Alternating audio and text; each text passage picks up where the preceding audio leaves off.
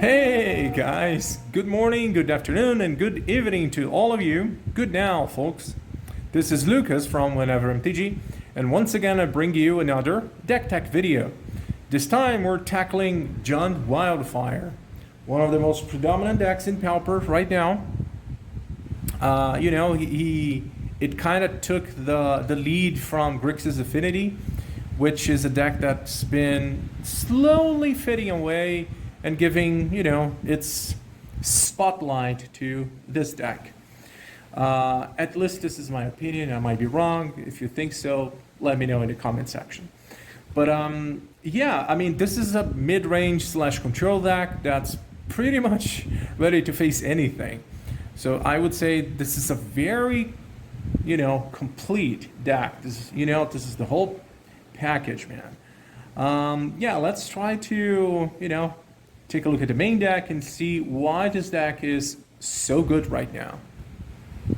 So here we have the main deck.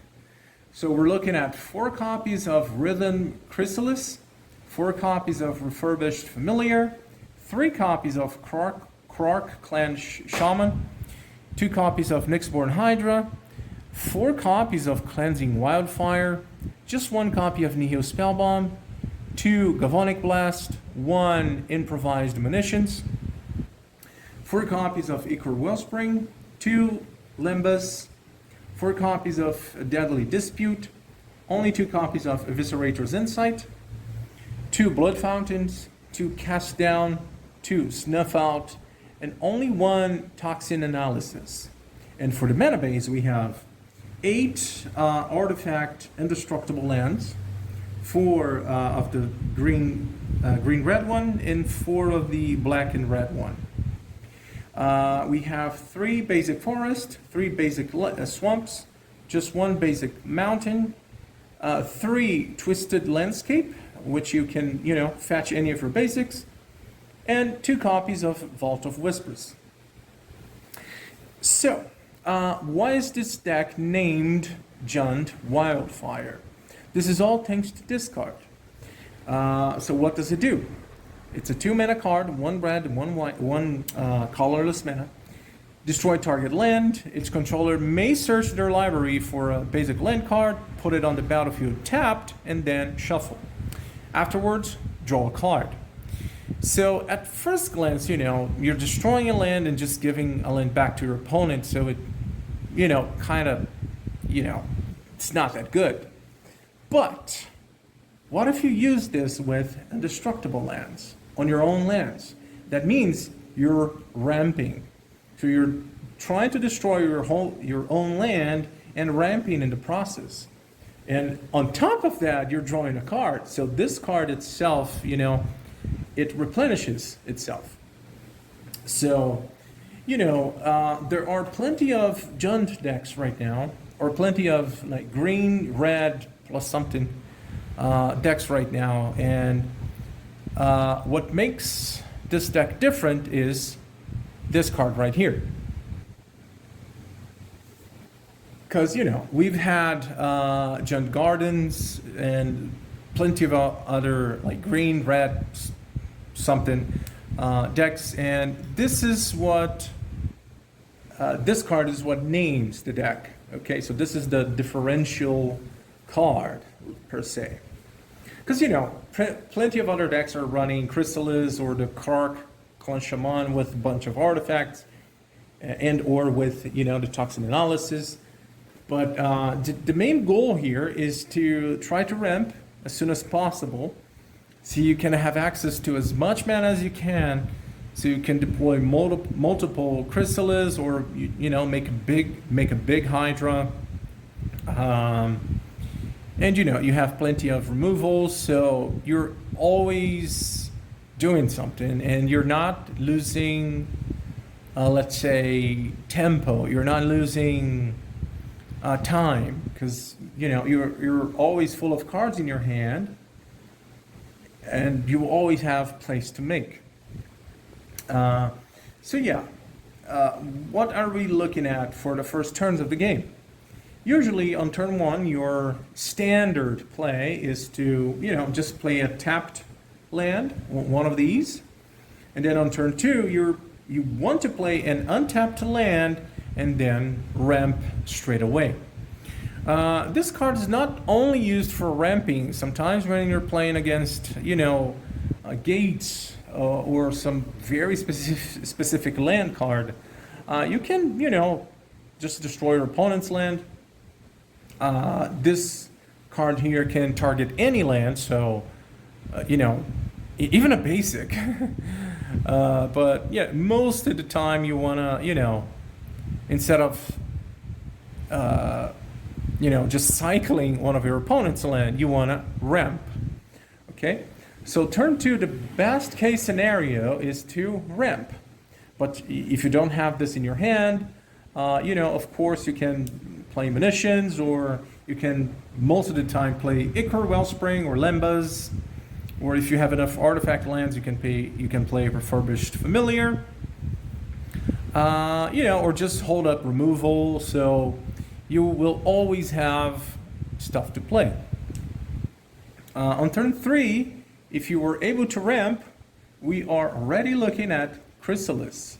Yeah, you can play it as soon as turn 3 with this deck, which is not bad at all. This will help you ramp and just set up a big and strong board state. The deck have plenty of tools to deal with pretty much everything. If you're playing against creature decks, you have the Krark Clan Shaman with the Toxin Analysis, or just a bunch of artifacts to sack. The deck's ready to deal with everything, really. Right now, I think that the plan is very straightforward on what you should be doing on turn 2, turn 3, and later on. You have plenty of recursiveness. We're looking at 2 Blood Fountains, which, it's a turn 1 or... sorry for the noise. It's a turn 1 or turn 2 play, which later on you can use it to get back two Familiars, or maybe 2 Chrysalis, or one of each, or, the Shaman included, and give your opponent a lot to deal with. This deck's late game is an absolute nightmare, I would say, and it's mid game as well. It can take its time to, set up things, but until then you have removal, you have plenty of things to do. So, yeah, I think I've covered everything. If you think I've missed anything, let me know in the comment section. But let's go to the sideboard, shall we? So, here we have the sideboard for the Jund Wildfire. We have 2 copies of Cast into the Fire, 2 copies of Weather the Storm, 2 copies of Breathe the Weapon, 2 copies of Pulse of Morasa, 2 Duress, 1 Natural State, 1... Damn it, my card's in Portuguese. This guy right here. I'll just put the card right here. 1 Nihil Spellbomb, 1 Unexpected Fangs, 1 Avenging Hunter, and 1 more Toxin Analysis. So, like I said, Jund Wildfire is a very complete deck. It's a deck prepared to face anything, really. And let's walk through this. So we have 4 artifact hate, and 2 enchantment hate. Usually, there isn't. I would say there's not a expressive number of enchantment decks that would make it worthwhile playing more enchantment hate besides Jund Glee.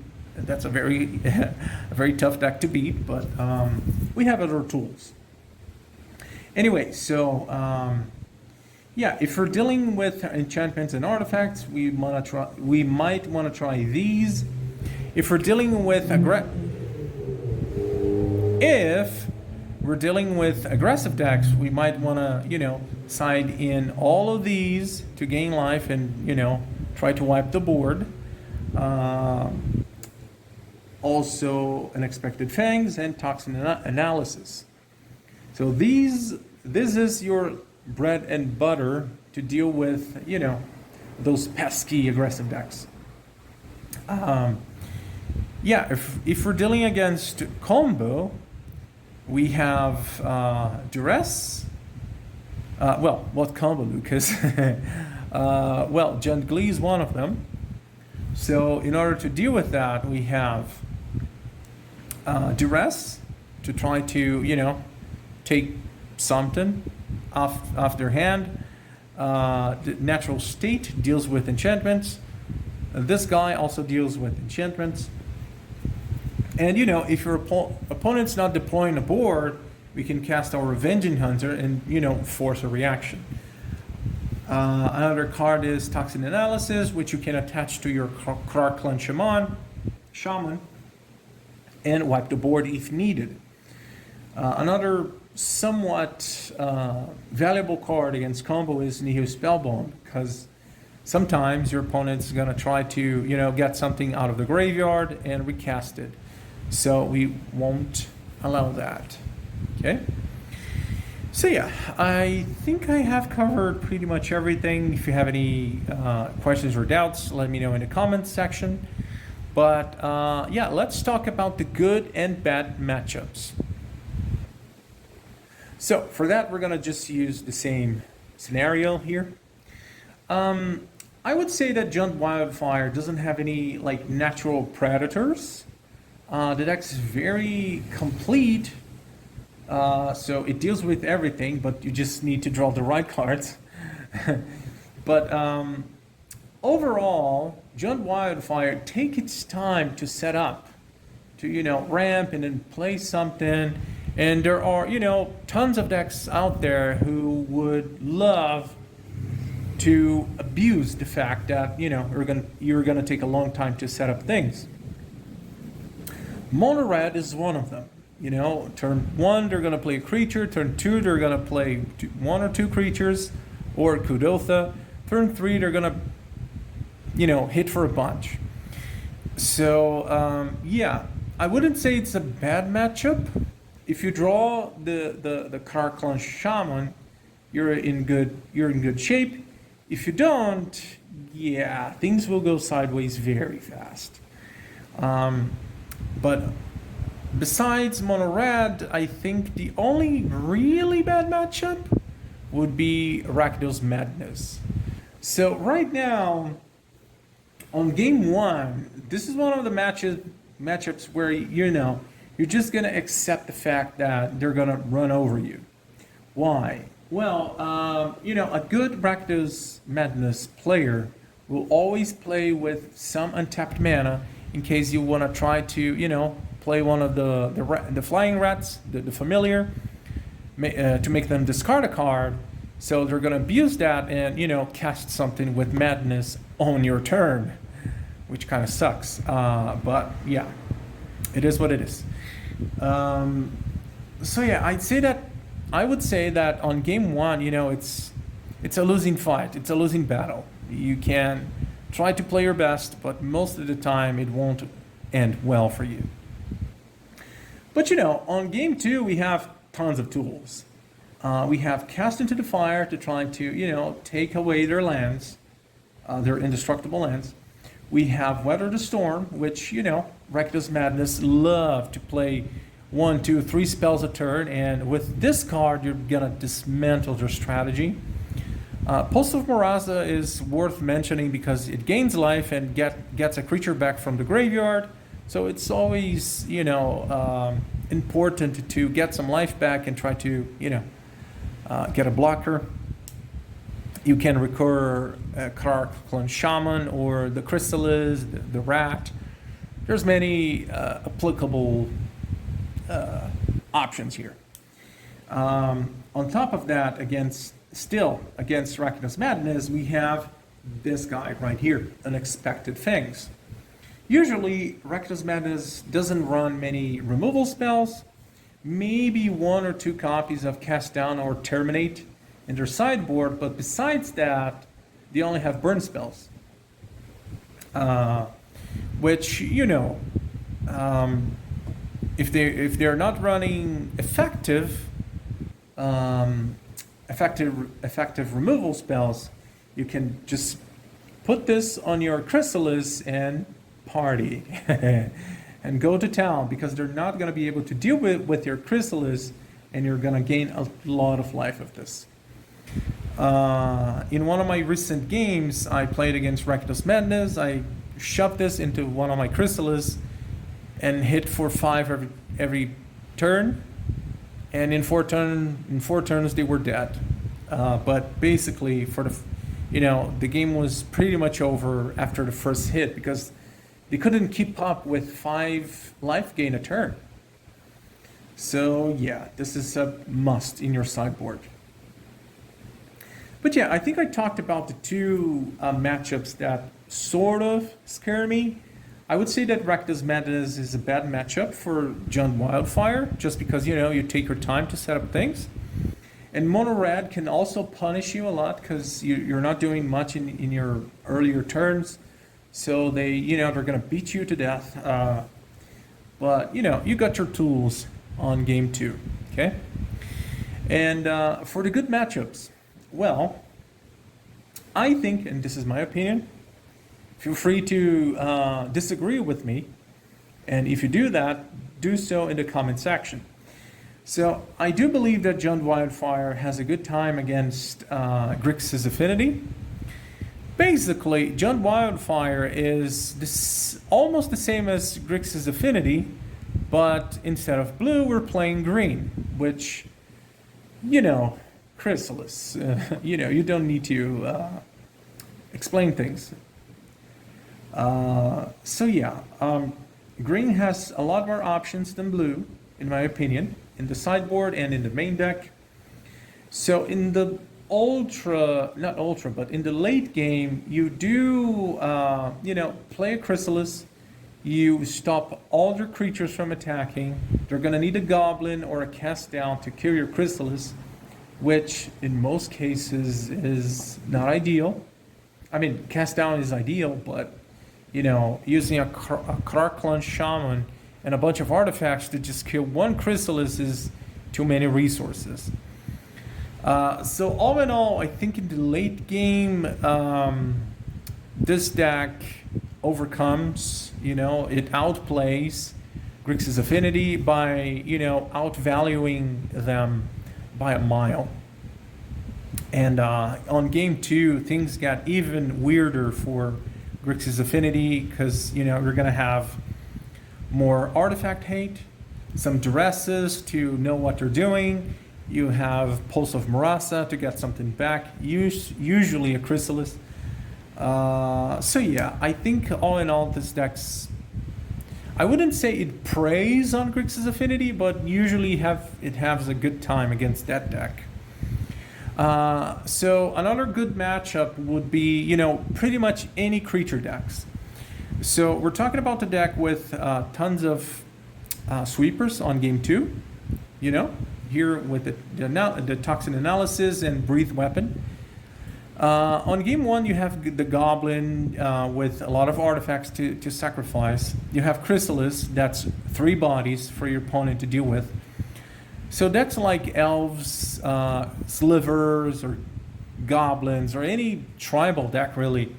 Mono white, they have a really hard time against this deck, because, man, it deals with everything. It's just complicated, Another good matchup would be Grow Ramp. Yeah, you wouldn't say so, but it does. I mean, we have tons of artifacts to sack with Krark Shaman, which means we can wipe their board constantly, somewhat constantly, maybe once or twice. But we can do it simply, with the Toxin Analysis. We have some enchantment removal, it's not that many, but, effective ones. We can try to, how can I put this? Set them back with the Cleansing Wildfire. If they enchant one or, two enchantments in a single land, we can just destroy that land, and you know, they will get a land back, but we'll lose all their enchantments in the process. So this is a huge setback for them. So I would say that the matchup's very favored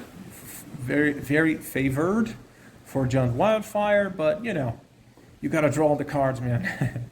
So that's the challenge. So yeah, I think I've covered everything. If you have doubts or questions about some specific matchup, please let me know in the comments section below. If you enjoyed, you know, don't forget to hit that like button. And yeah, thanks for watching. I hope you liked it. And I guess I'll see you next time. See ya.